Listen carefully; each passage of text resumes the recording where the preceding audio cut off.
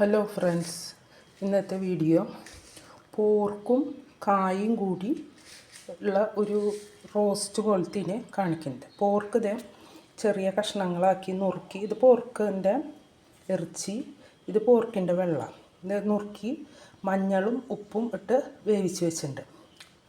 Pork വെള്ളയും ഉണ്ട് മഞ്ഞയും ഉണ്ട്, അത് വേവിച്ച് വെച്ചത്. പിന്നെ കായ, നേന്ത്രക്കായ തൊലി കളഞ്ഞിട്ട് ഇതിങ്ങനെ നീളത്തിലാണ് കേട്ടോ അരിഞ്ഞേക്കണം. കുറച്ച് ചെരിച്ചിട്ട്, നീളത്തിലല്ല ചെരിച്ചിട്ട് അരിഞ്ഞേക്കണം. നമ്മൾ ശർക്കര വരട്ടിക്കൊക്കെ അരിയണ പോലെ ഒന്ന് ചെരിച്ച് അരിഞ്ഞ് ഉപ്പും മഞ്ഞളും ഇട്ട് ആ ഇറച്ചി വേവിച്ച വെള്ളത്തിൽ കായും വേവിച്ച് വെച്ചിട്ടുണ്ട്. ഇനി നമുക്കതെങ്ങനെയാണ് കാച്ചി സെറ്റ് ചെയ്യണമെന്ന് നോക്കാം.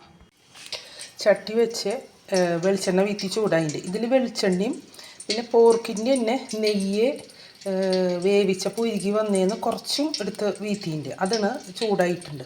അതിലേക്ക് ഇഞ്ചി വെളുത്തുള്ളി നല്ലോണം ഞാൻ കൂടുതൽ എടുത്തിട്ടുണ്ട്. ഇഞ്ചിയും വെളുത്തുള്ളി ഇട്ട് അത് മൂപ്പിച്ചെടുക്കാം.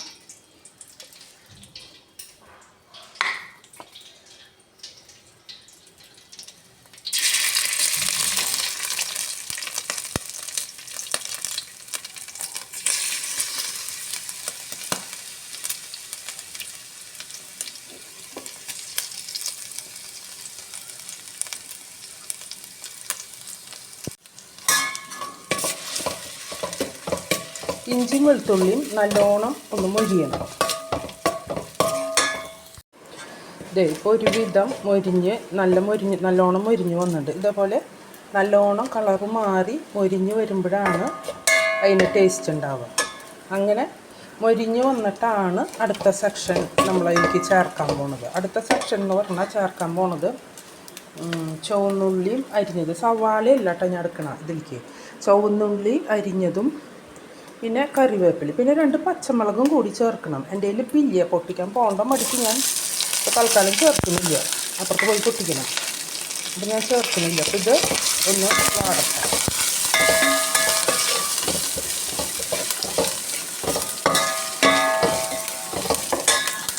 ഇപ്പോൾ ചുവന്നുള്ളിയും ഇതൊക്കെ നല്ലോണം മൊരിഞ്ഞു. ഇനി അതിലേക്ക് ചേർക്കാനുള്ള മസാലകൾ കാശ്മീരി ചില്ലി പൗഡർ അല്ല കേട്ടോ, ശരിക്കും എരിവുള്ള മുളക് പൊടി 2 സ്പൂൺ, 2.5 സ്പൂൺ മല്ലിപ്പൊടി, 1/4 സ്പൂണാണ് ഞാൻ മഞ്ഞൾ പൊടി എടുത്തിട്ടുള്ളൂ. കാരണം വേവിക്കുമ്പോൾ മഞ്ഞൾ പൊടി ഇട്ടിട്ടുണ്ട്, അത് കാരണം.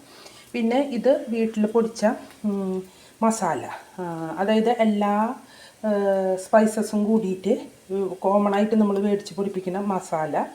പിന്നെ ഇത് കുരുമുളക് പൊടി, ഇത് അതിലേക്ക് ഇട്ട് കൊടുക്കാൻ വെക്കും.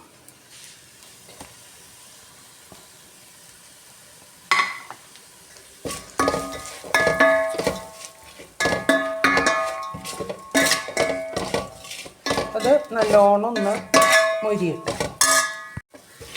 ഇത് മൊരിഞ്ഞിട്ടുണ്ട്. ഇനി ഇതിലേക്ക് ആദ്യം ഇട്ട് കൊടുക്കുന്നത് കായ വേവിച്ച് വെച്ചതുണ്ട് കേട്ടോ, കുക്കറിൽ നിന്ന്. അങ്ങനെ തന്നെ ഇതിലേക്ക് ഇട്ട് കൊടുക്കാം. അതിൽ കുറച്ച് നെയ്യും വെള്ളവും ഒക്കെ കൂടി അതിലേക്ക് ചേർത്ത് കൊടുക്കാം. പിന്നെ എൻ്റെ വീഡിയോ കാണുന്നവർ, സബ്സ്ക്രൈബ് ചെയ്തിട്ടില്ലാത്തവർ സബ്സ്ക്രൈബ് ചെയ്യാൻ ഓർമ്മിപ്പിക്കണം.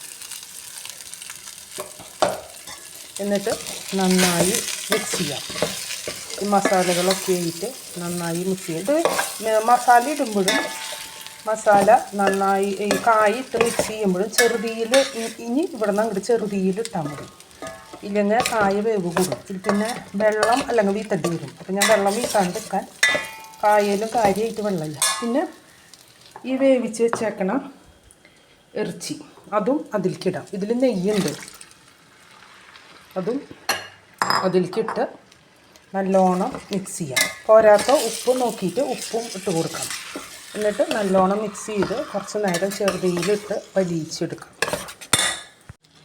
ഇപ്പോൾ വെള്ളമൊക്കെ വലിഞ്ഞു, നെയ്യൊക്കെ പുറത്തേക്ക് വന്നു. അതിലത്തെ നെയ്യ് ഇങ്ങനെ തെളിഞ്ഞ് വരുന്ന പോലെ നെയ്യൊക്കെ വന്നു, സെറ്റായിട്ട്. ഇനി ഇതിൽ അവസാനം ഇടാൻ പോണത് ഒരു ലേശം കസ്തൂരി മേന്തി, അതൊന്ന് തിരുമിയിട്ട് അതിലിട്ട് കൊടുക്കും. പിന്നെ ഈ മല്ലിയില, ആഫ്രിക്കൻ മല്ലി വീട്ടിലുണ്ടായത്, ഇത് ആഫ്രിക്കൻ മല്ലി, ഇത് ചെറുതാക്കി അരിഞ്ഞിട്ട് ഇത് ഇട്ട് കൊടുക്കും.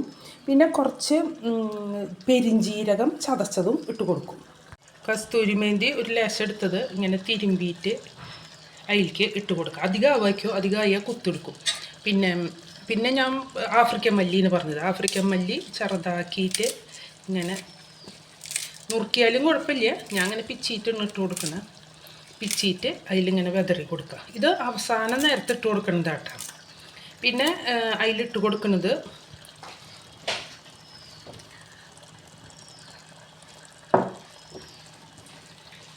പെരിഞ്ജീരകം ചതച്ചത്.